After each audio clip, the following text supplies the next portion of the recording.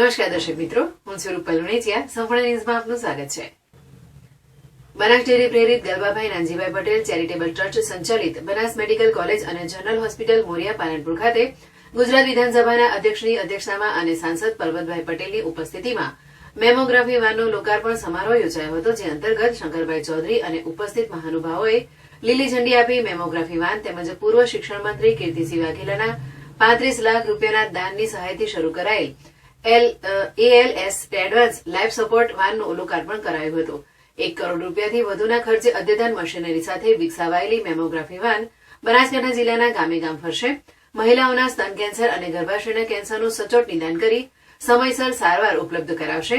આ સુવિધાઓથી લાખો મહિલાઓને સ્તન કેન્સર અને ગર્ભાશય કેન્સરની નિઃશુલ્ક સારવાર ઘર આંગણે મળી શકશે.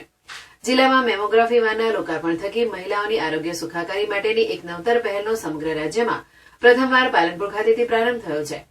સાંસદ પરબતભાઈ પટેલે આ અંગે જણાવ્યું હતું કે દેશમાં અને રાજ્યમાં વડાપ્રધાન નરેન્દ્રભાઈ મોદીના નેતૃત્વમાં આરોગ્યલક્ષી સુવિધાઓનો વિકાસ થયો છે, જેનો લાભ આપણા જિલ્લાને પણ મળ્યો છે. પહેલાના સમયમાં દવાખાને જવું તો ક્યાં જવું તે પ્રશ્ન હતો. આજે આપણને ઘર આંગણે મેડિકલ સુવિધાઓ મળતી થઈ છે. જિલ્લામાં થોડાક વર્ષો પહેલા મેડિકલ અભ્યાસની 1135 જેટલી સીટો હતી, જે આજે 6650 જેટલી થઈ ગઈ છે. આયુષ્યમાન ભારત કાર્ડ સહિતની અનેક યોજનાઓનો લાભ છેવાડાના દર્દીઓને મળ્યો છે. મેમોગ્રાફી વાનની સુવિધાથી માતાઓ બહેનોને એક નવી જિંદગી મળશે. આ સુવિધા તેમના માટે આશીર્વાદરૂપ બની રહેશે. દુનિયાની એકમાત્ર ખેડૂતોની મેડિકલ કોલેજ હોવાનું ગૌરવ ધરાવતી બનાસ મેડિકલ કોલેજ દ્વારા શરૂ કરાયેલી આ સેવા છેવાડામાં વસતી મહિલાઓ માટે પણ ઉપયોગી બની રહેશે, તેમ જણાવી માતાઓ બહેનોને આ સેવાનો લાભ લેવા અનુરોધ કર્યો હતો. તેમજ બનાસ મેડિકલ કોલેજને પોતાની ગ્રાન્ટમાંથી 25 લાખ રૂપિયાનું માતબરદાન જાહેર કર્યું હતું.